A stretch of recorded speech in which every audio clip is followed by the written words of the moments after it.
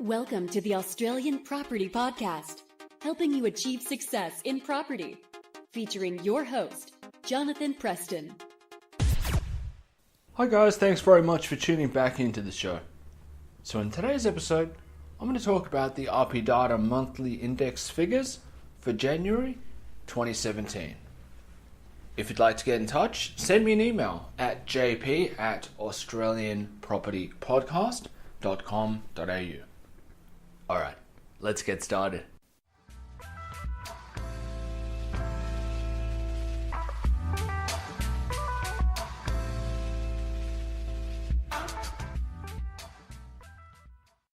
Alright, so to talk about the figures for January 2017, we're going to start off with Sydney. The all dwellings month on month up 0.95% for the month. Houses were up 0.53%, and units actually significantly outperforming, up 2.99%.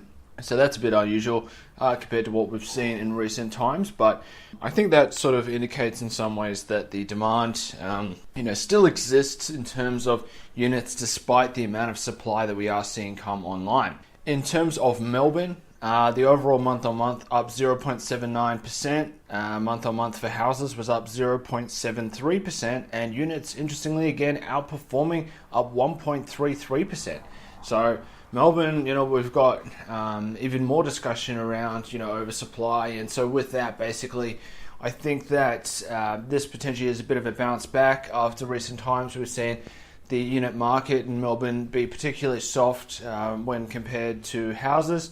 The year-on-year in Melbourne for units is only up 2.77%. By comparison, houses in Melbourne up 12.86%. So units are significantly lagging in Melbourne, but this month shows that it's not all doom and gloom.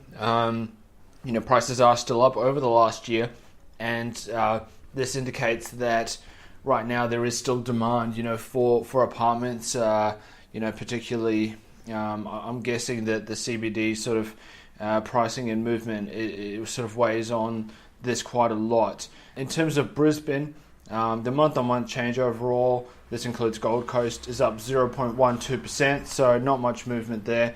Houses up 0.19% and units down 0.45%, so a little bit of a pullback there, but nothing hugely significant, nothing I would be sort of losing sleep over.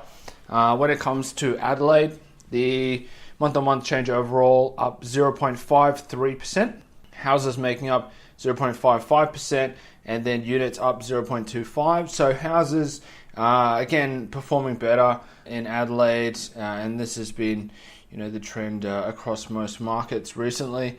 Perth, the overall up 0.17%, houses up 0.03%, so barely any movement, but units up 1.98%. So that's a strong performance there, but when we look at the year-on-year, units are still down 3.82%. So yeah, they're still down. Houses by comparison down 3.19%.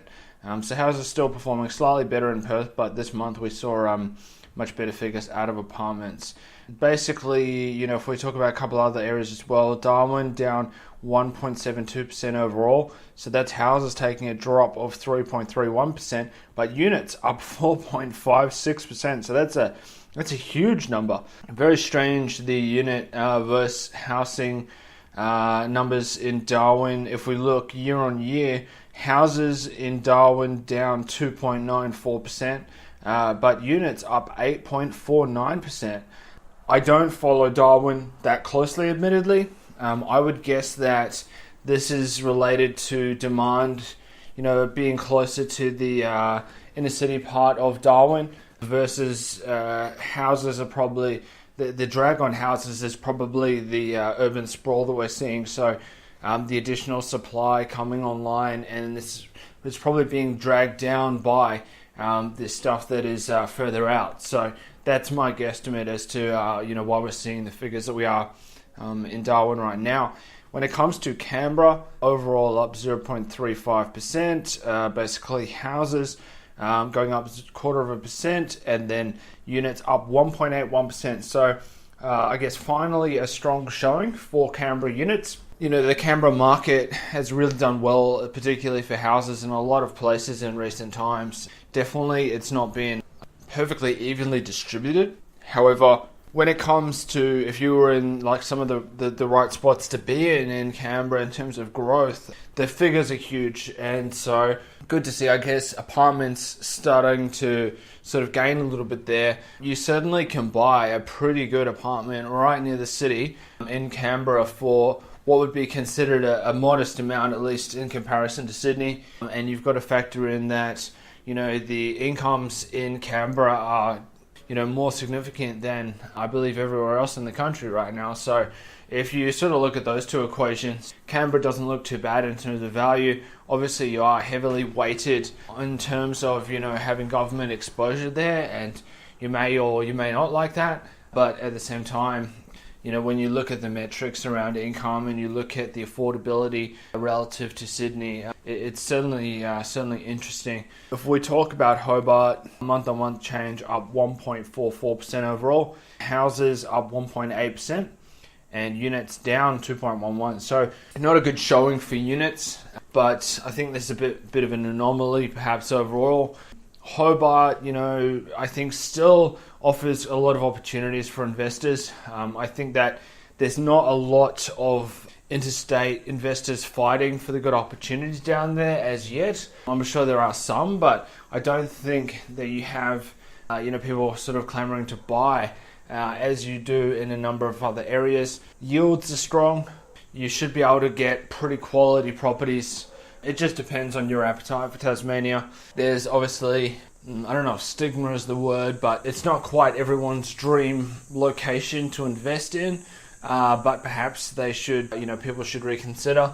It seems like there will be ongoing migration, in the coming years. A lot of people are sort of doing the green change kind of concept, and the cost of living is, so low, I guess, particularly when you factor in house prices, compared to some of the eastern states in particular.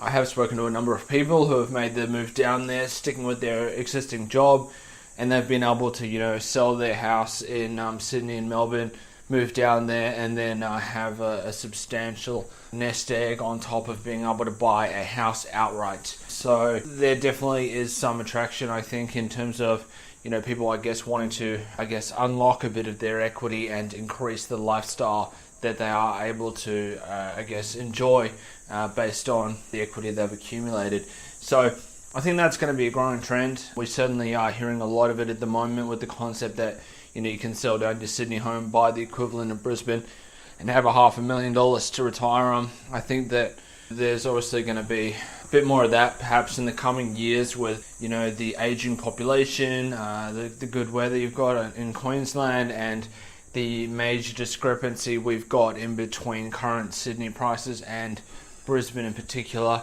I know this has been happening for a while. It's not a new thought, but I think that these kind of changes are going to be something that we're going to see more and more of in the future with our aging population.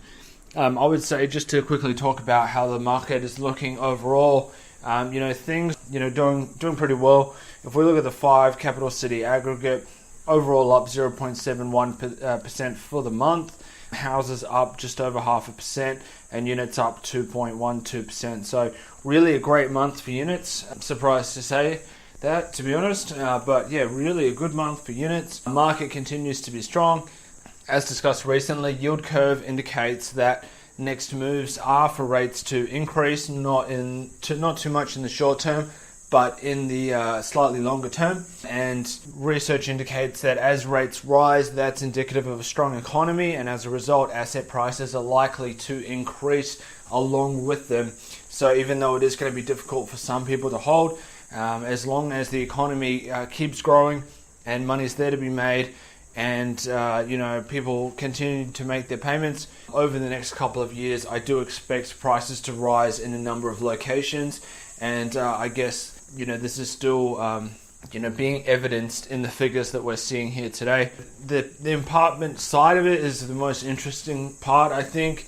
Perhaps people are starting to look at apartments after hearing so much doom and gloom for so long, and they're seeing the discrepancy between apartment prices and house prices, and perhaps there's a bit of acceptance that perhaps an apartment, I guess, is a somewhat, close enough substitute for living in a house, and thus that's perhaps one of the reasons why we are seeing, good demand there at the moment. But we definitely have to wait a little bit longer just to see, in terms of the investment potential, in terms of, Melbourne and Brisbane units in particular, just because we have had such a huge amount of construction in recent times. So that's something we're going to have to keep an eye on, but definitely market looks strong here.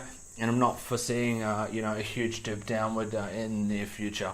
Really appreciate you tuning in today. Thank you.